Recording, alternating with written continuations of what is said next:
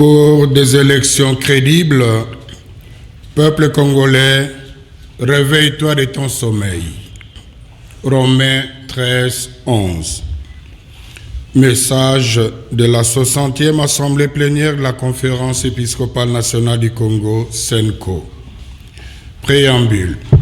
Nous, cardinal, archevêque et évêques, membres de la Conférence épiscopale nationale du Congo, avec les autres fidèles de l'Église Famille de Dieu en RD Congo, avons célébré dans la joie et l'enthousiasme à Lubumbashi, du 4 au 11 juillet 2023, le 3e congrès eucharistique national autour du thème Eucharistie et famille.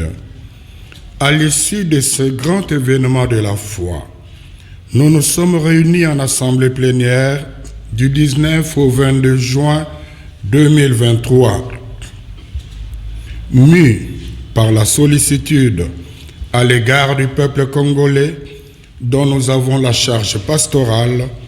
Nous nous sommes penchés, entre autres, sur la situation socio-pastorale qui prévaut dans notre pays.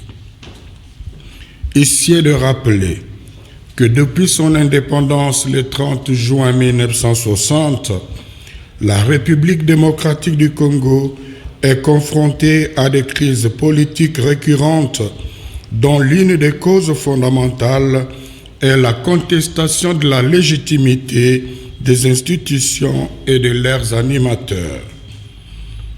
Ayant trop souffert et étant victime de tant de guerres à lui imposer, le peuple congolais veut la paix, la justice et ainsi travailler au progrès de son pays.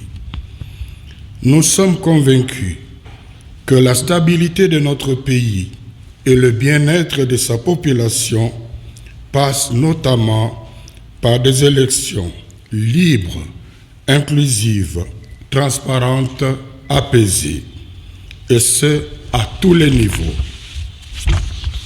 Un constat. Situation sécuritaire. Nous apprécions à leur juste valeur les initiatives diplomatiques, politiques et militaires du gouvernement congolais pour ramener la paix sur toute l'étendue de notre pays. Nous saluons particulièrement la bravoure et le patriotisme de nos forces armées malgré les conditions de travail difficiles.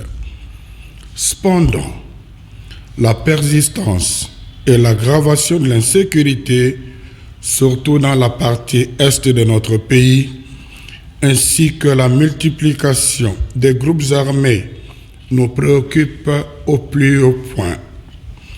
Avec la résurgence du M23, soutenue par le Rwanda, une partie du territoire national échappe au contrôle de nos forces armées depuis plus d'une année.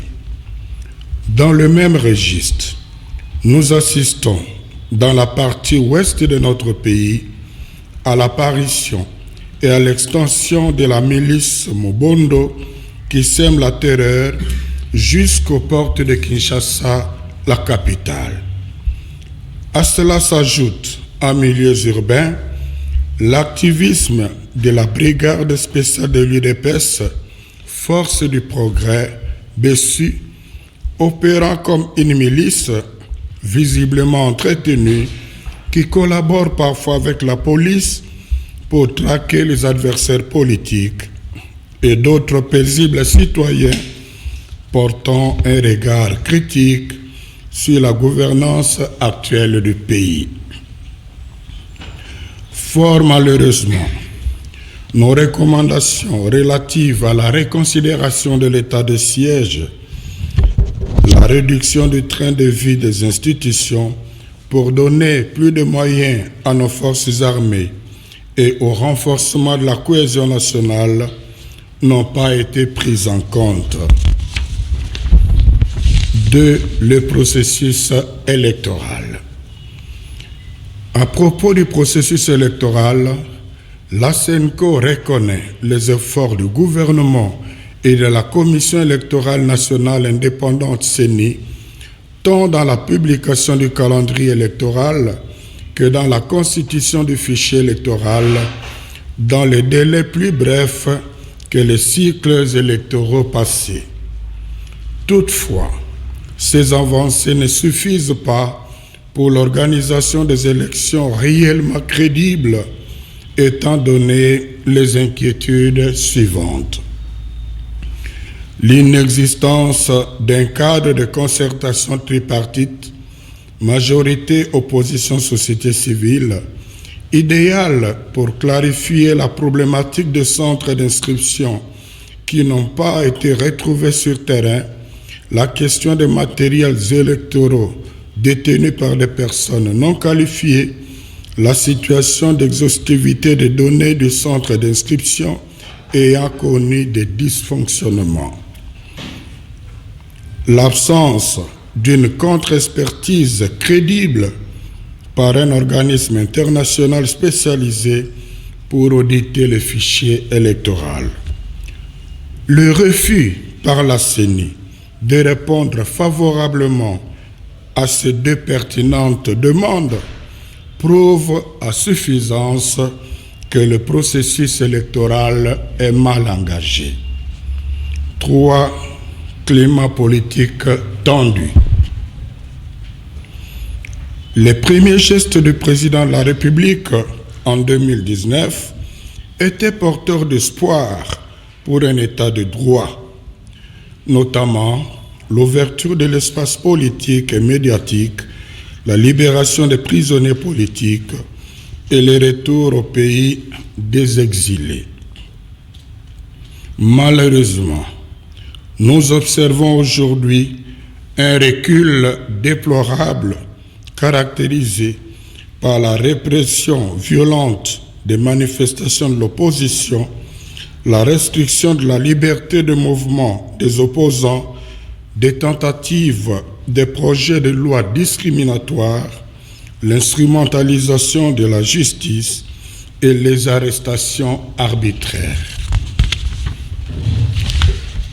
L'intolérance politique s'observe aussi dans la sphère des fanatiques violents qui s'attaquent au grand jour, aux adversaires politiques et à ceux qu'ils accusent d'être proches d'eux. En témoignent les actes de violation et d'intimidation contre nous, évêques membres de la SENCO, lors de notre visite pastorale à Kasumbalesa, le dimanche 18 juin 2023. Nous condamnons toutes ces pratiques inacceptables et rappelons que nous tenons aux élections inclusives. À ces propos, le peuple n'acceptera pas un empêchement purement politique de qui que ce soit de se présenter comme candidat aux élections. Il faut lui laisser la liberté de faire le choix de ses dirigeants conformément à la Constitution. Grand 2, recommandations au peuple congolais. Les élections nous donnent le pouvoir de renouveler la confiance aux animateurs des institutions qui ont bien servi le pays, mais aussi de sanctionner tous ceux qui ont mal géré en servant leurs propres intérêts. Face aux nouveaux candidats, privilégions les critères objectifs de compétences et de probité morale. Prenons donc conscience de notre responsabilité en tant que souverain primaire en disant non aux opportunistes qui changent de camp à la recherche des intérêts personnels. Non à ceux qui prennent comme suppléants les membres de leur famille. Non à ceux qui postulent à tous les niveaux. Non aux tribalistes et aux népotistes. Non à l'achat de conscience.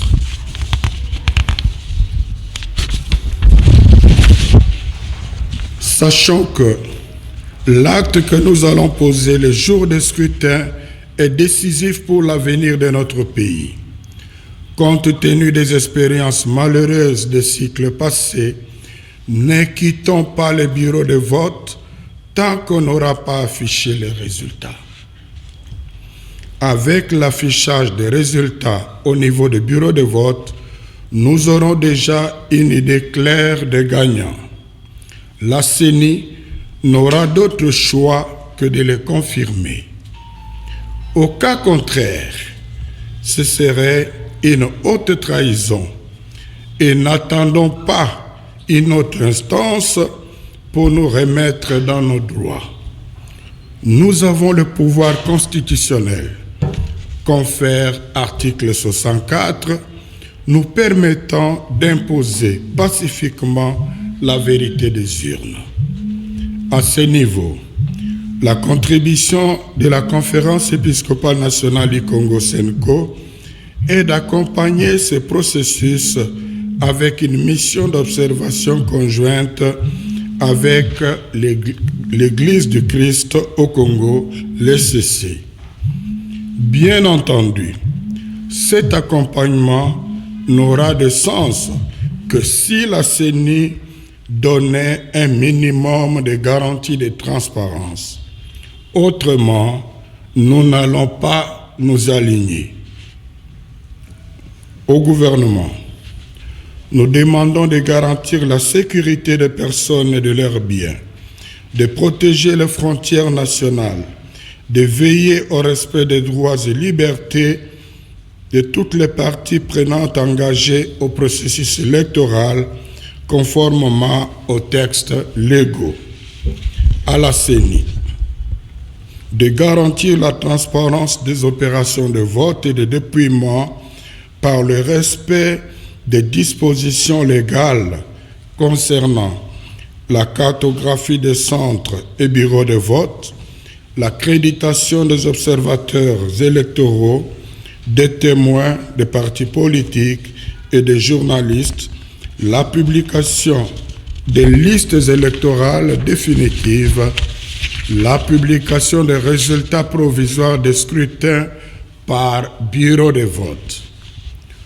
Aux cours et tribunaux, nous exigeons le respect de l'innovation introduite dans la loi électorale qui dispose que les juges recourent aux procès-verbaux et fiches des résultats des bureaux de vote et de dépouillement mis à leur disposition par la CENI pour départager les candidats lors d'éventuels contentieux électoraux. Aux partis et regroupements politiques, il incombe de préparer correctement leurs témoins, de les déployer dans le bureau de vote et de dépouillement afin de ne pas se présenter aux contentieux électoraux avec des résultats sans soubassement. Conclusion. Pour des élections crédibles, peuple congolais, réveille-toi de ton sommeil, car il est temps que nous choisissions nous-mêmes nos dirigeants, que personne n'achète ni ne corrompe notre conscience. À 6 mois des échéances électorales, nous nous invitons à la vigilance sur le processus électoral.